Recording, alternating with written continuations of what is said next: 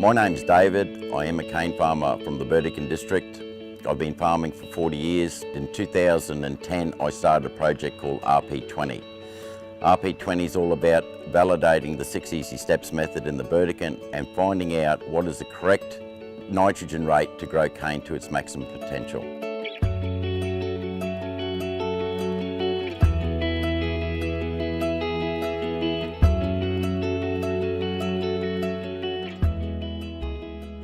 Farmers own the trial. They're doing it on their own property, not changing farm management practices at all from what they're used to, and they're seeing the results firsthand on their own property.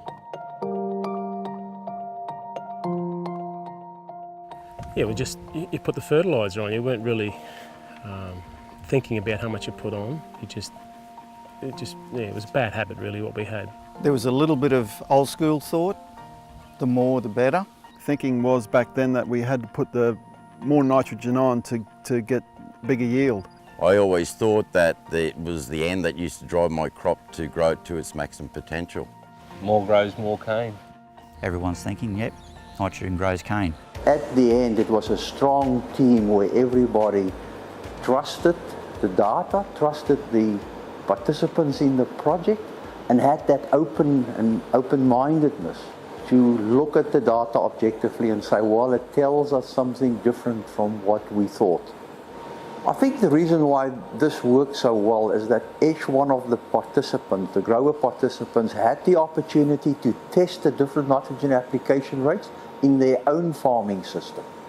They didn't have to change their farming operations, they only had to vary the nitrogen rate, and seeing those results made them realize that in their own practice, in their own environment, they can get really spectacular outcomes by just objectively looking at the data. It's not somebody telling them to apply a particular rate.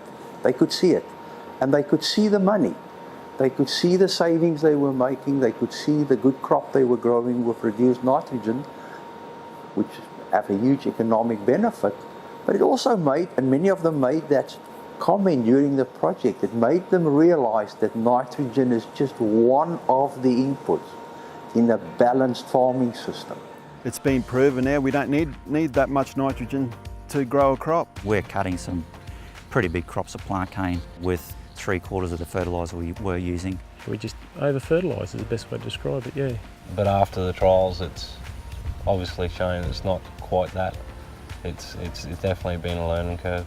Now, at the end of the project, yes, I see things totally different. Not until I got involved in RP20 that you learnt that you didn't need to waste that amount of fertiliser to grow cane. I used to put too much emphasis on N, and now I'm looking at the full farm management practices. When I looked at the results at the end of the 4 years, I haven't lost a single thing. I haven't lost a tonne of cane. As the funder, EHP are very happy with the progress and the outcomes we've achieved through RP20. We're very happy for 2 reasons. One reason being the increased profitability that many of the growers have achieved, and also the water quality benefits from applying the less fertiliser. From EHP's perspective, the collaborations we have with both the growers and industry, as well as the work we're doing with other departments, has proved to be one of the most important reasons our project has been so successful. We think that the ability for us to listen and interact and make changes when they're required has been one of the most important factors leading to the project success.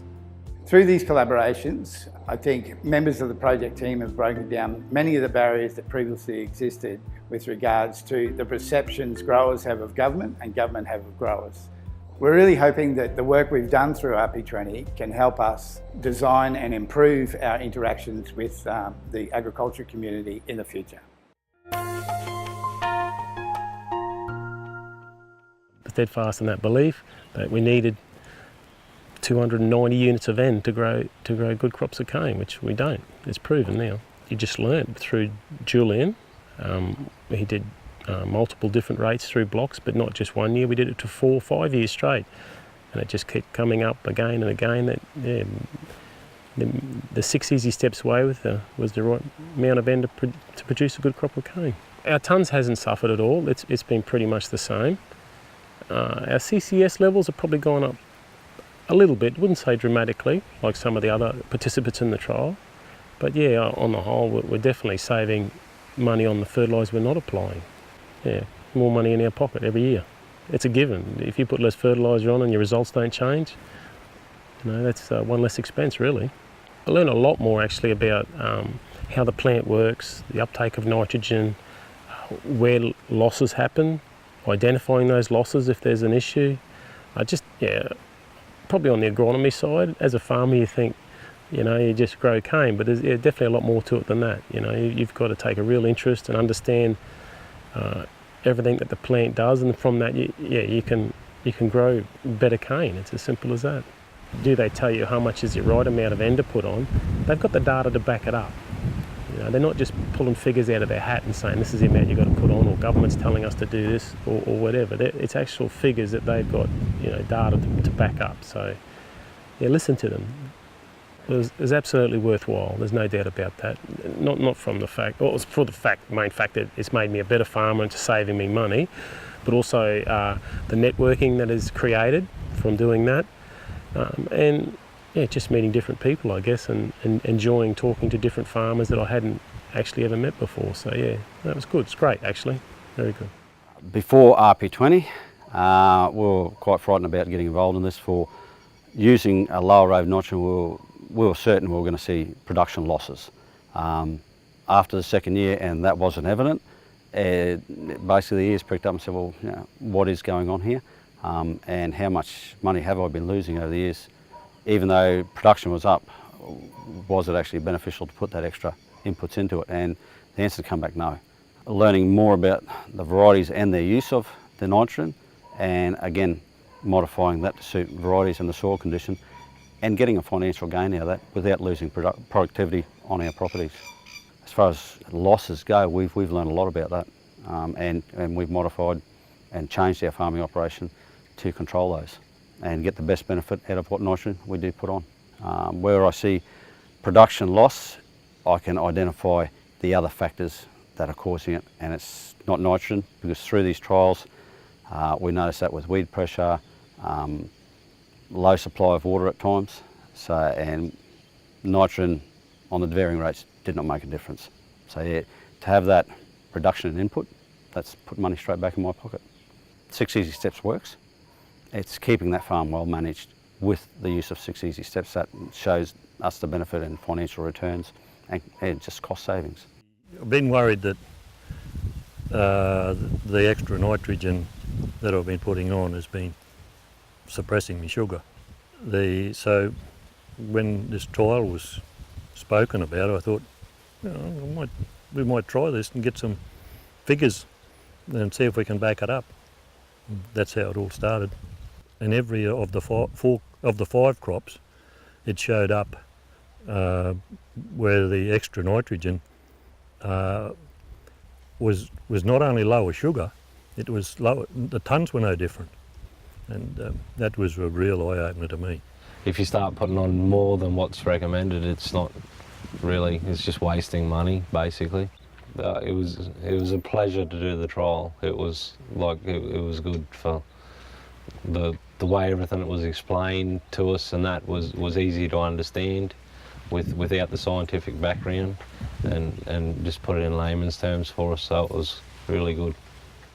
The little bit of time we spent with the trial has been more than recompensed, with the results. I found it really interesting in my particular experiment on my block, on my soil, with my crop, that it didn't matter what rate of nitrogen we put on, the results were very similar. So that showed me that the more nitrogen I put on, I wasn't actually getting any benefits from it. I was wasting money. So now I am totally convinced that we can put too much nitrogen on. I was putting too much nitrogen on, and so now I have cut back to some of the rates that I feel comfortable with after Julian's experiments here.